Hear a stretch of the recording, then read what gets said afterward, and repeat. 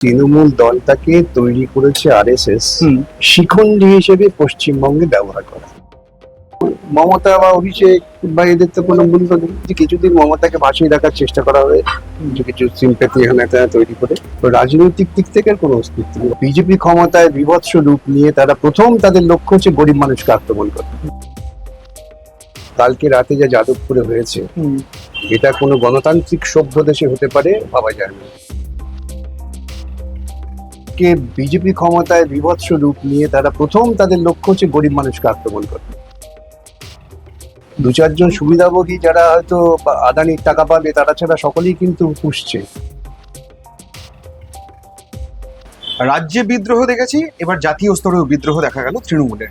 28 জন সাংসদের মধ্যে 20 জন কাকলি ঘোষ দস্তিদারের শতাব্দী রায় এই দুজনের নেতৃত্বে বেরিয়ে চলে গেলেন। তৃণমূল আসলে কি সর্বত্রই ধীরে ধীরে মুছে যাচ্ছে? এই নিয়ে আলোচনা করবো বলে এসেছি বিকাশ রঞ্জন ভট্টাচার্যের সঙ্গে। বিকাশ দা, কি মনে হচ্ছে বলুন তো আপনার? আপনি এত বছরের আপনার রাজনৈতিক কেরিয়ার, কোন দিকে যাচ্ছে দলটা? দেখুন, একটা কথা যদি আপনারা ধারাবাহিকভাবে দেখে থাকেন, ফলো করে থাকেন আমাকে, যে আমি বলেছি প্রথম থেকেই যে তৃণমূল দলটাকে তৈরি করেছে আরএসএস শিখণ্ডী হিসেবে পশ্চিমবঙ্গে ব্যবহার করা। কিন্তু পশ্চিমবঙ্গের বুকে বিজেপি নাম করে বিজেপির কোনো নেতা মানুষের কাছে গ্রহণযোগ্যতা অর্জন করতে পারে। সুতরাং বামপন্থী শক্তিটাকে যেভাবেই হোক কৌশল করে দুর্বল করার জন্য মমতার মতো একজনকে পছন্দ করা হয়েছিল এবং তাকে লালন পালন করা হয়েছিল। এবং তখন আমি বলেছিলাম, যেদিনই বিজেপির প্রয়োজন ফুরিয়ে যাবে সেদিন ওকে একদম ছেঁড়া কাগজের মতো ফোঙা বানিয়ে ফেলে দেবে। আজকে বিজেপি বা আরএসএস এর যে মূল লক্ষ্য, সেটা হচ্ছে পশ্চিমবঙ্গের মাটিতে বিজেপির সরকার প্রতিষ্ঠিত করা, সেটা হয়ে গেছে। এবং সেটা করার জন্য মমতা তাদের আপ্রাণ সাহায্য করেছেন। মমতার প্রয়োজন ফুরিয়ে গেছে, মমতাকে এখন তারা ওই লিটার বক্সে ফেলে দেবে। আচ্ছা, ঠিক এই একই কায়দায় তারা মনে করে থাকতে পারে আপনার কিষাণজি, সে বিরাট বামপন্থী, মুখে গামছা বেঁধে প্রেস মিট করে বলছে মমতাকে মুখ্যমন্ত্রী চাই, লোকে হাততালি দিলে একেবারে বাপরে বাপ, এরকম সব উগ্র বামপন্থীরা সিপিএমের বিরুদ্ধে বলছেন। যেই মমতা ক্ষমতা এলো, কিষেনজি মহারাজকে পাঠিয়ে দিল এবং তার সব লোকজনকে তৃণমূল দলে নিয়ে। একই পদ্ধতি, সেই পদ্ধতিটা মমতা বুঝতে পারেনি যে দুদিন পরে ওর বিরুদ্ধে ব্যবহৃত হবে। আজকে বিজেপির বা আরএসএস এর প্রয়োজন ফুরিয়ে গেছে, মমতাকে ছুঁড়ে ফেলে দেবে। তবে ব্যক্তি মমতাকে খানিকটা সম্মান দেওয়ার জন্য কিছুদিন ভাসিয়ে রাখার চেষ্টা করবে, আলোচনায় রাখবে, বিতর্কে রাখবে, কোনো কোনো লোককে দিয়ে টিভি চ্যানেলে বলাবে ইত্যাদি। কিন্তু এর আর কোনো অস্তিত্ব, রাজনৈতিক অস্তিত্ব আর নেই। আচ্ছা, মমতা বন্দ্যোপাধ্যায়, অভিষেক বন্দ্যোপাধ্যায় দুজনেই গতকাল দিল্লি ছুটে গিয়েছিলেন যাতে এই ভাঙন রোধ করতে পারেন। বোঝাই যাচ্ছিল যে কোথাও না কোথাও একটা অস্বস্তি জায়গা তৈরি, কিন্তু শেষ পর্যন্ত সেটাও করা গেল না। ওদের নিজস্ব কোনো রাজনৈতিক সিদ্ধান্ত নেওয়ার ক্ষমতা আছে নাকি? আমি তো বারবার বলছি, গোটাটাই নিয়ন্ত্রিত হয়েছে নাগপুর থেকে। আগামী দিনে যখন আরো তথ্য সামনে আসবে, ইতিহাস লেখা হবে, তখন দেখবেন জলবৎ তরলম। সুতরাং মমতা দিল্লিতে গেল কি অভিষেক দিল্লিতে গেল, তাদের কোনো রাজনৈতিক গুরুত্ব রাজনৈতিক মহলে থাকবে এটা পাওয়ার কোনো যুক্তি নেই।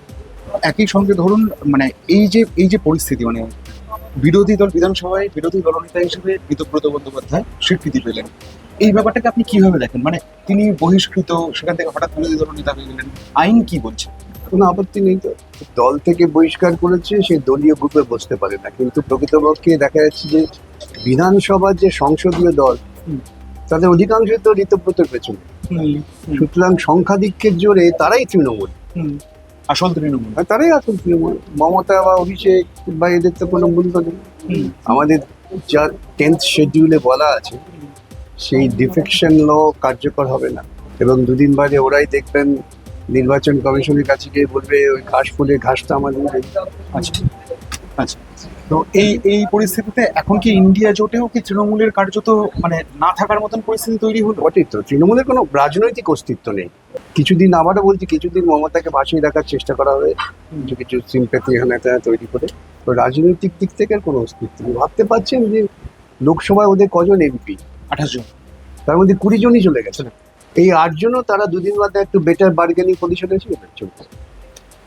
দলটাই থাকবে। সৃজন ভট্টাচার্যকে গতকাল যাদবপুরে হকার উচ্ছেদ পরিস্থিতির সামনে থেকে গ্রেপ্তার করে নিয়ে আসা, জামিনে মুক্তি পেয়েছেন। এই ওভারঅল ব্যাপারটা কি অনেক বিস্ফোরক দিকে চলে যাচ্ছে বিকাশদা? দেখুন, একটা কথা আমি বলি, যাই হোক, আমি বলছি যে জামাটা পাল্টেছে আর কিছু পাল্টায়নি। তৃণমূল সরকার প্রশাসন থেকে ব্যাপক দুর্নীতি করেছে এবং প্রশাসনিক চাপে এই মানুষগুলোকে দুর্নীতির সঙ্গে সহমত করতে বাধ্য করেছে। আজকে বিজেপি ক্ষমতায় বিভৎস রূপ নিয়ে তারা প্রথম তাদের লক্ষ্য হচ্ছে গরিব মানুষকে আক্রমণ করা।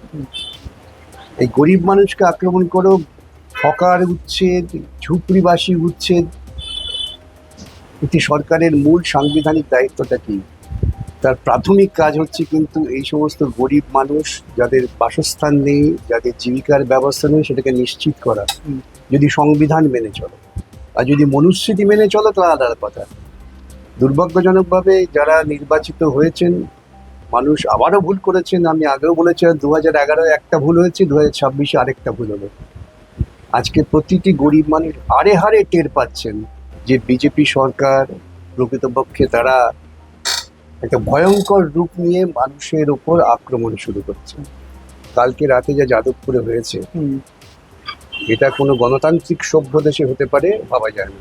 শুধু সৃজন কেন, বহু লোককে গ্রেপ্তার করেছে। জয়রাজ অত বড় একজন নাট্যকর্মী, তার মাথা ফাটিয়ে দিয়েছে। সুজনের উপরে যেভাবে আক্রমণ হয়েছে, মানে ঘটনাচক্রে আমি অসুস্থ ছিলাম, তাহলে কালকে আমি ওখানে গিয়ে যেতাম এবং মাতামাতি করতাম, ফাটাফাটি করতাম। এটা কি ভেবেছে তাকে? এবং এই যে বন্দুক নিয়ে আজকে পুলিশ বাহিনী নামিয়ে, সৈন্যবাহিনী নামিয়ে করা হচ্ছে না, দুদিন বাদে এই বন্দুকের বুকটা ঘুরে যাবে, ওরা বুঝতে পারছে না। তখন ওদের পালাবার জায়গা থাকে। বিকাশদা, আপনি কোর্ট থেকে স্টে অর্ডার নিয়েছিলেন, যে কারণে হাওড়া এবং শিয়ালদা দু জায়গায় উচ্ছেদ করা যায়নি। আপনি তিলজলার জন্য, তুকসের জন্য আজকে তো একটা স্টে করেছি। আজকে কোনটার জন্য? আজকে একটা সেট করছি, চিতপুর রেলিয়ার্ডের পাশ দিয়ে সমস্ত জায়গায় তুলে দাও, ফতোয়া দিয়ে বসে আছে। আচ্ছা। এ তো ইসলামিক মৌলবাদী ঢঙে কাজ হচ্ছে এগুলো। আমরা চেষ্টা করতে হবে আদালতে আসা। আদালতেরও ক্ষমতা সীমিত, বলবে এটা প্রশাসনিক সিদ্ধান্ত, প্রশাসনের ব্যাপার, তারা আইন ঠিক করে। কিন্তু এর বিরুদ্ধে যেমন আদালতে লড়ছি, মাঠে ময়দানেও লড়তে হবে। এবং মাঠে ময়দানে লড়াইটা আরো তীব্র হতে যাচ্ছে। মানুষ কিন্তু ফুঁসছে। আমরা মানুষের সঙ্গে কথা বলে দেখবেন, 2-4 জন সুবিধাভোগী যারা হয়তো আদানির টাকা পাবে, তারা ছাড়া সকলেই কিন্তু ফুঁসছে। এবং মানুষ বিস্ফোরণের মুখোমুখি দাঁড়িয়ে আছে। আগামী দিনে কখন যে বিস্ফোরণ হয়ে যাবে সেটা বুঝতে পারছে না।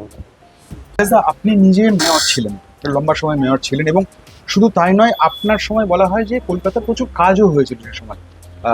ফিরহাদ হাকিম মেয়র আপনারই পদে পরবর্তীকালে বসলেন এবং কার্যত তিনি কাজ করতে পারলেন না বলে পদত্যাগ করে চলে গেলেন। আপনি এই ব্যাপারটা কিভাবে দেখেন? দেখুন, বাম সরকার তৃতীয় সরকারের এই কনসেপ্টটা তৈরি করেছে যে কেন্দ্রীয় সরকার, রাজ্য সরকার, আর এই যে লোকাল বডিজগুলো, এটা একটা থার্ড টায়ার অফ গভর্নমেন্ট। বাম সরকারের যে দৃষ্টান্তকে অনুকরণ করে কিন্তু পার্লামেন্টে আইন সংশোধন হয়েছিল, কনস্টিটিউশন সংশোধন হয়েছে। তাহলে তৃতীয় স্তরের সরকার, তার একটা স্বাধীন অস্তিত্ব আছে। মমতা এসে এটাকে ধ্বংস করবে। যাকে মেয়র করলো তাকেই পুরমন্ত্রী করে দিল। মানে ব্যাপারটা হচ্ছে যে ভারতবর্ষের প্রধানমন্ত্রী যিনি, তিনি আবার পশ্চিমবঙ্গের স্বাস্থ্যমন্ত্রী। আচ্ছা, এরকম একটা ব্যাপার। আচ্ছা। তাতে এই যে স্বাধীন সক্রিয়ভাবে কাজ করার যে প্রবণতা, সেটা হারিয়ে ফেলল। সব তাকিয়ে আছে সরকারের দিকে, যিনি পুরমন্ত্রী তিনি মেয়র। পার্থক্যটা কি? একই। আজকে যখন সরকার চলে গেছে তখন তিনি বিভ্রান্ত হয়ে পড়েছেন, কি করবো। সরকার নেই, কি নির্দেশ আসছে, কি করবো, আমি তো স্বাধীনভাবে কাজ করতে শিখিনি। সেই জন্য বেচারা কি করবে, ব্যবস্থা করছে। আর তার আগে উপায় নেই তো। ও সব কাউন্সিলর গুলোর পেছনে পুলিশ এমন পড়ে গেছে, সব তো চোর। দেখছেন না, সব তথাকথিত নাম করা কাউন্সিলররা একসময় যারা দূর থেকে তুড়ি মেরে আওয়াজ করতো, সব পালিয়ে বেড়াচ্ছে। তো বেচারা ফিরহাদ কি করবে? নিজের মান সম্মান দিয়ে পদত্যাগ করে চলে এসছে।